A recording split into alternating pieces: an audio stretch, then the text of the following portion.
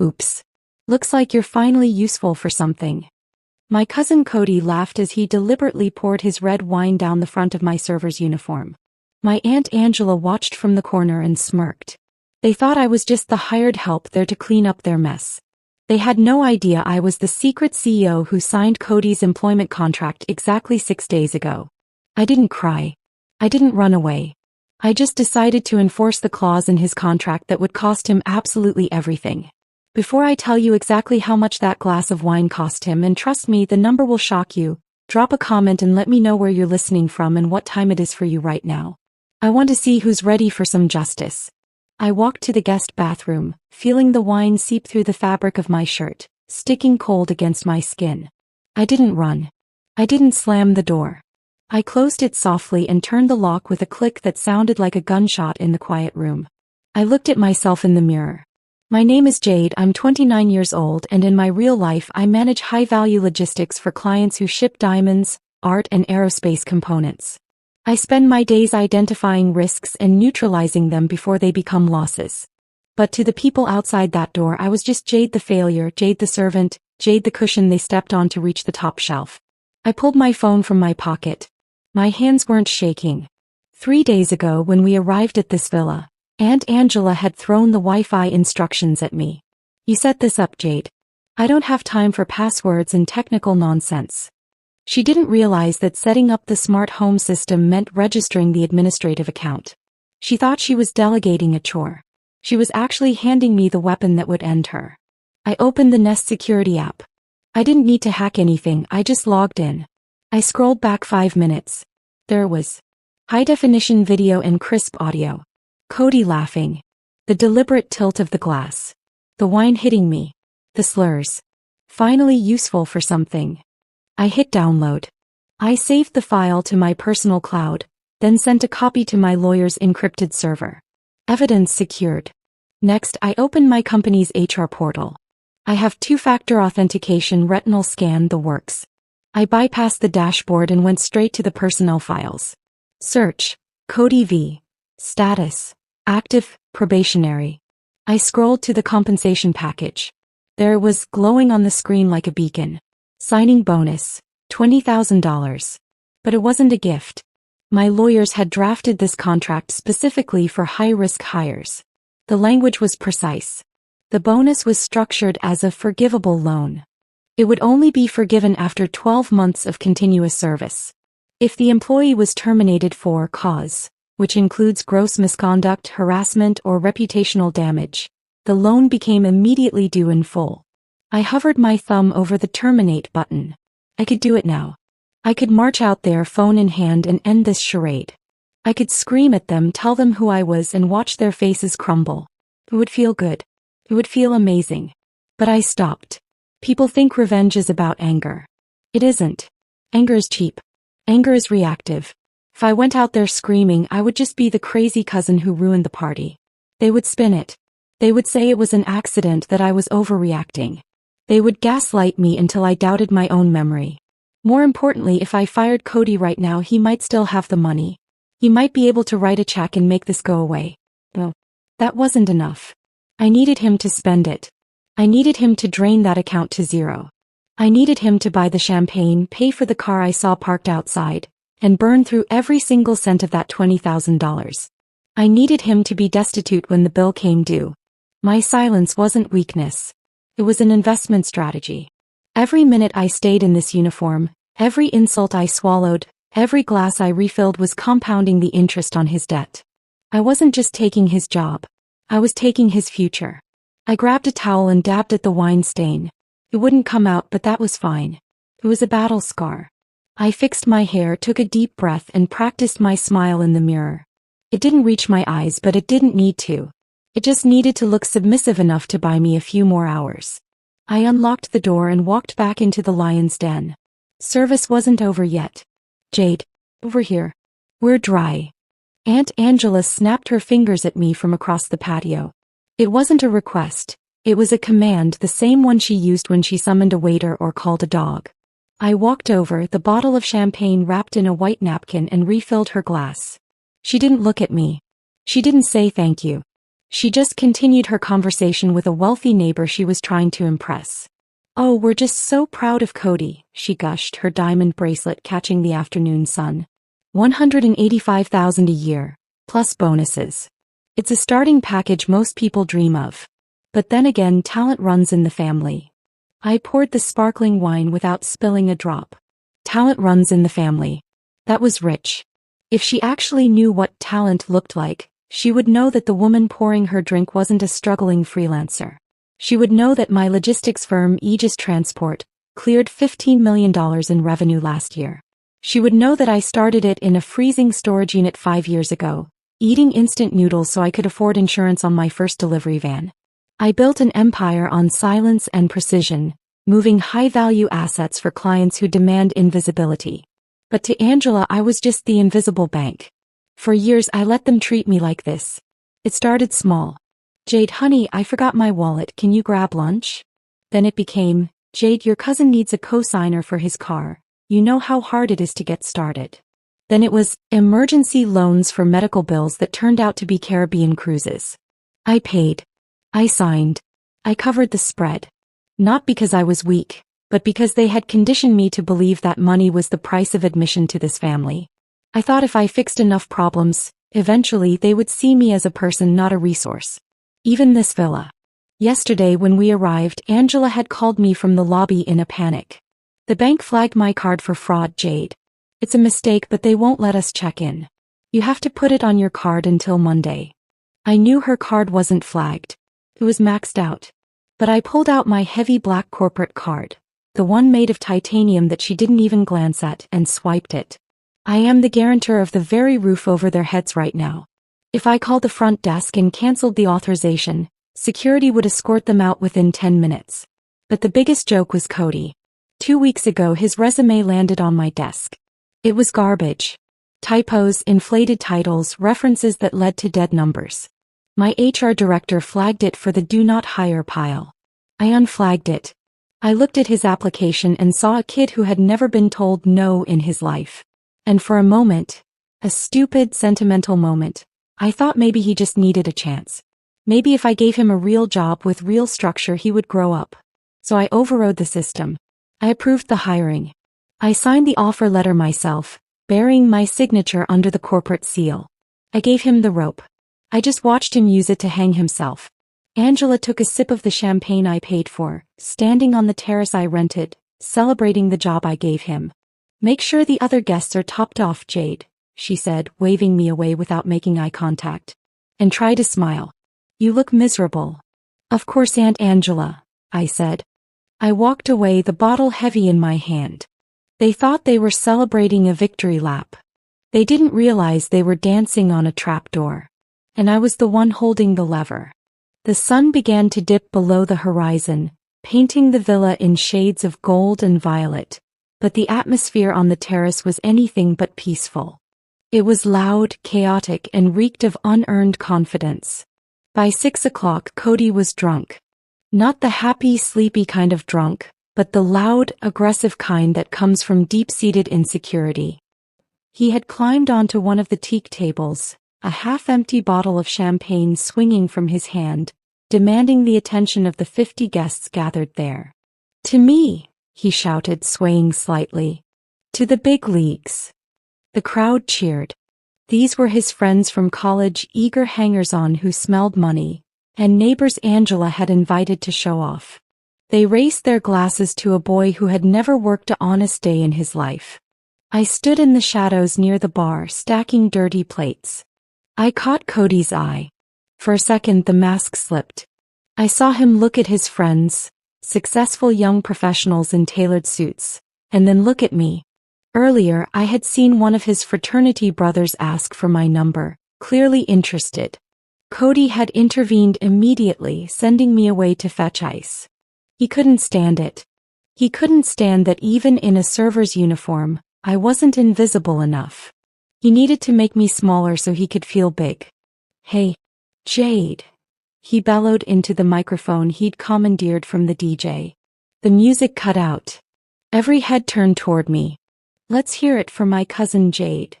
Cody laughed, the sound distorted by the speakers.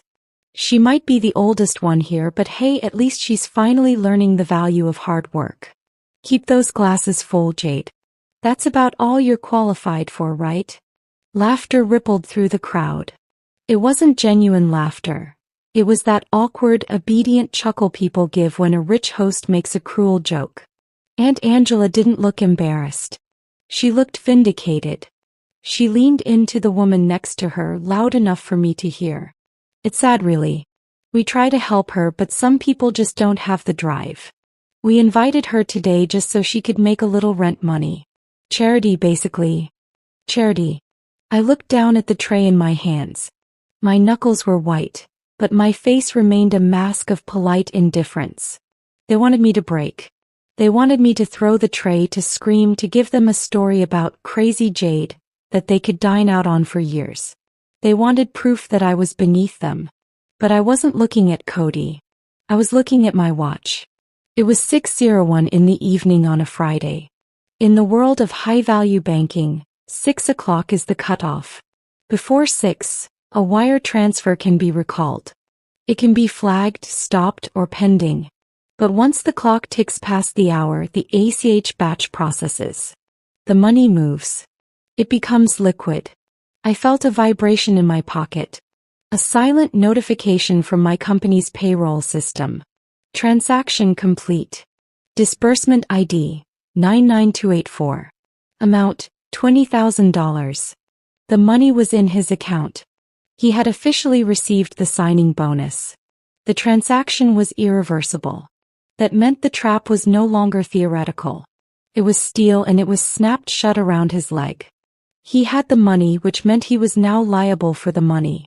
And based on the way he was spraying champagne over the rented furniture, he was already spending it. I set the tray down on the bar with a deliberate soft clink. Cody was still on the table, basking in the applause, thinking he was the king of the world. He didn't see the predator standing 20 feet away. He didn't know that the help had just authorized his financial execution. I smoothed my apron, not because I cared about the uniform, but because I was transitioning roles. The server was clocking out. The CO was clocking in. I walked over to the DJ booth, unplugged the auxiliary cord, and let the silence crash over the party like a wave. The silence was instant and heavy. The music cut out, leaving only the sound of 50 confused people and the distant hum of the pool filter. Cody stood on the table, microphone in hand, looking like a fish gasping for air. "Party's over," I said into the dead silence. My voice wasn't loud, but it carried. "Please clear the premises. The owners are closing the villa." It was a lie, of course. I was the owner, at least for the weekend. But it worked. The guests, sensing the sudden shift in atmospheric pressure, began to shuffle toward the exit. They were eager to leave before the drama spilled over onto their designer shoes. Aunt Angela stormed over to me, her heels clicking furiously on the stone patio. "What the hell do you think you're doing?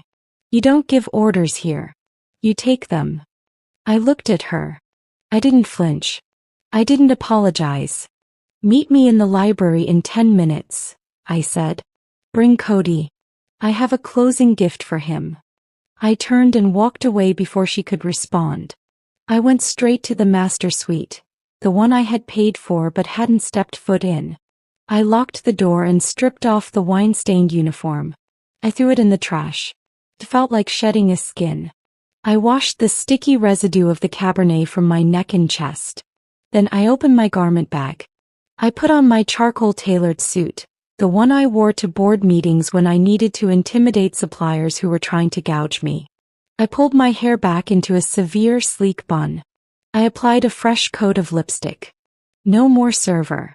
No more doormat. I picked up my phone and sent a single text to the contact saved as A. Sterling, execute. I walked down the hall to the library. It was a beautiful room, dark wood and leather, smelling of old paper and money. I sat at the head of the heavy oak table and placed my iPad in the center. A moment later, the heavy double doors swung open. Angela marched in, dragging a stumbling, confused Cody behind her. "This had better be good, Jade," Angela hissed. You ruined the vibe. You embarrassed us. And why are you wearing that? She gestured at my suit, confusion finally cracking her anger. Sit down, I said. Excuse me. I said sit down. The command was absolute. Angela blinked, startled by the tone she had never heard from me before. She sat. Cody fell into the chair next to her, rubbing his face. Jay, come on. I was just joking earlier. Don't be such a... He stopped because the front door chime rang.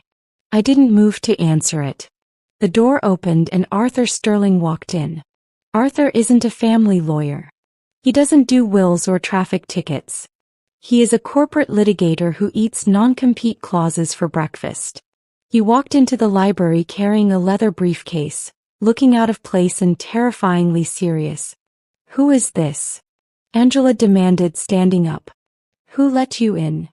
Mr. Sterling is my personal counsel, I said calmly. And he is here to witness the termination of employment for Mr. Cody Vance. Cody laughed. It was a wet, nervous sound. What? You can't fire me. I don't work for you. I work for Aegis Transport. I am Aegis Transport, I said.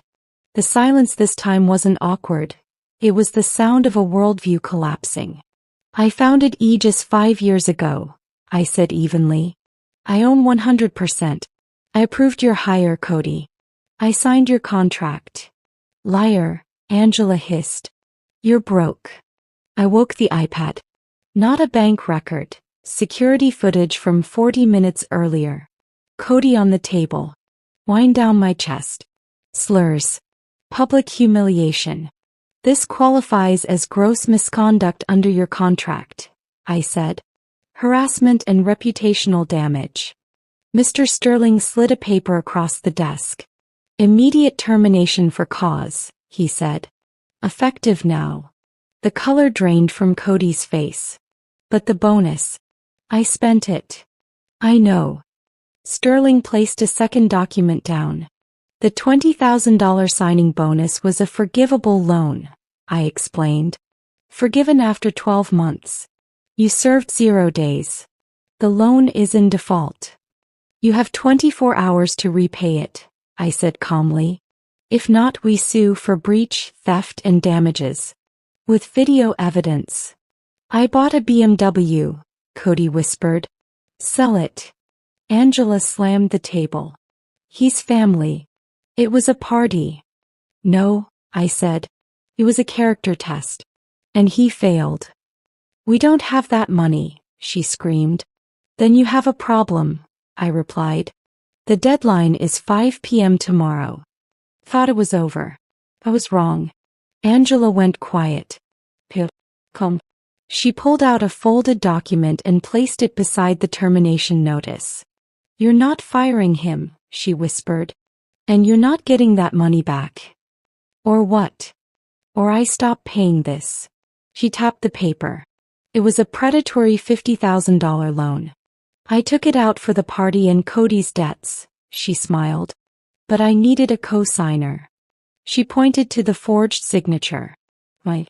I forged it, she said flatly. If I default, they come after you. Your credit. Your company. Ruined. Her terms were simple. Keep Cody employed, forgive the bonus, pay the loan. I studied the document.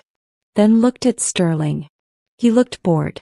That isn't leverage, I said. It's a confession. She scoffed and showed me her phone, logged in as me. Pending disbursement, she said. I verified it.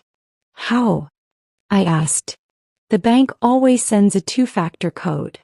I had your old phone, she said smugly. I entered it. Exhaled. Slow, precise. Angela, my credit file is federally frozen, I said. That wasn't a verification code. I slid my phone across the table. Critical alert. Fraud attempt detected. Location confirmed. Device tagged. That code identified you, I said quietly, and alerted authorities. Her hands shook. The paper fell. Sterling closed his file. You've just admitted to forgery, identity theft, and wire fraud. Blue lights pulsed through the windows. Angela didn't fight. She collapsed. You called them, she whispered. No, I said. You did. The officers escorted her out with practiced calm. Cody sat frozen, staring at the termination notice. 23. Fired. 20,000 in debt. What do I do? He choked. You figure it out, I said. Like I had to. I deleted their numbers. Drove home in silence. This silence wasn't lonely. It was peace. Back at my desk, I opened the HR portal and made it official. Status: terminated. I shut the laptop and slept. Sometimes walking away isn't cruelty. It's survival.